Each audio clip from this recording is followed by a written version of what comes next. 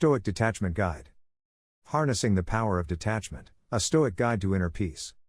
We live in a hyper-connected, hyper-reactive world. We scroll through curated lives on social media, chase after professional validation, and tie our identities to relationships, possessions, and outcomes. Every new email, like, or comment threatens to shake our sense of peace.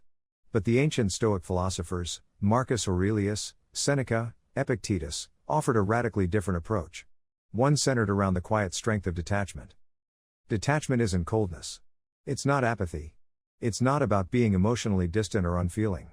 In Stoicism, detachment is about achieving mental clarity and emotional freedom.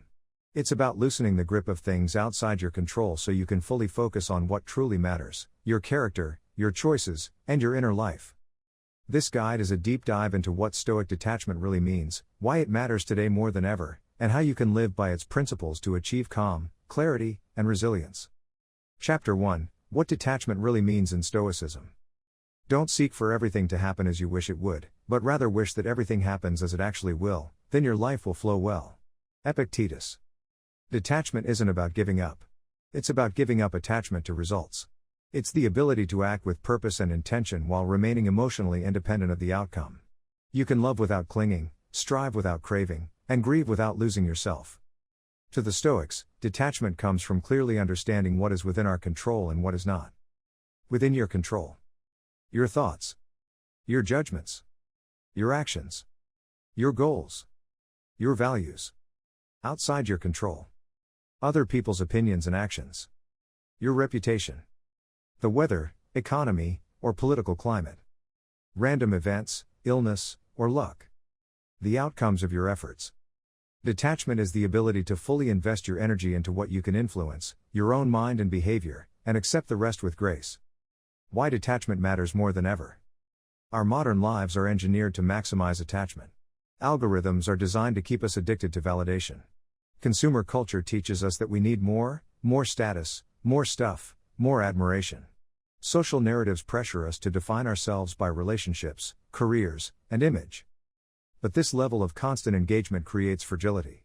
We suffer when we lose what we've tied ourselves to: a job, a romantic partner, a version of the future. We become emotionally hostage to circumstances beyond our control. The career identity trap: you pour years into a job.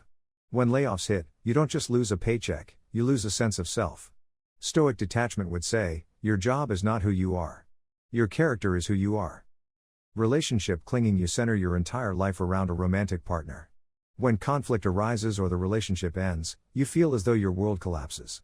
But Stoic detachment reminds us, we can love deeply without defining ourselves by another person. 3 pillars of Stoic detachment. Accept reality without resistance. You have power over your mind, not outside events. Realize this, and you will find strength. Marcus Aurelius. Most suffering comes from resisting what is. We argue with the weather, the traffic, the past. But the Stoics ask, can you control it? No? Then accept it. Acceptance is not passivity.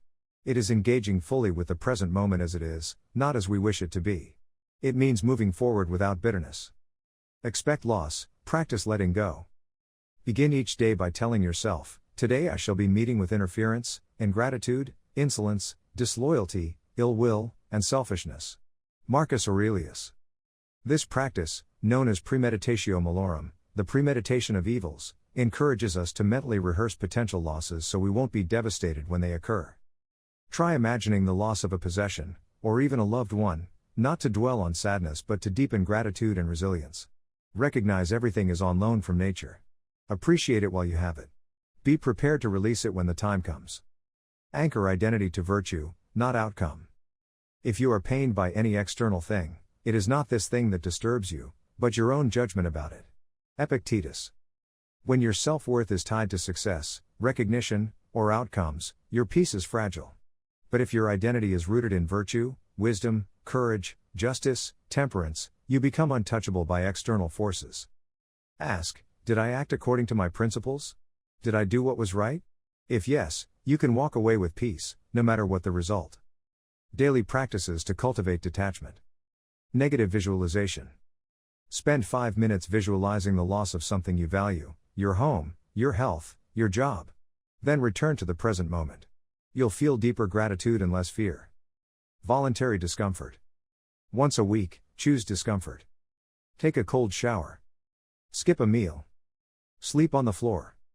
Go without your phone for a day. This builds resilience and reduces dependence on comfort. Journaling. Every evening, ask: what did I cling to today? What disturbed my peace? What was within my control? How could I respond more wisely tomorrow? This builds self-awareness and emotional independence. The observer mindset.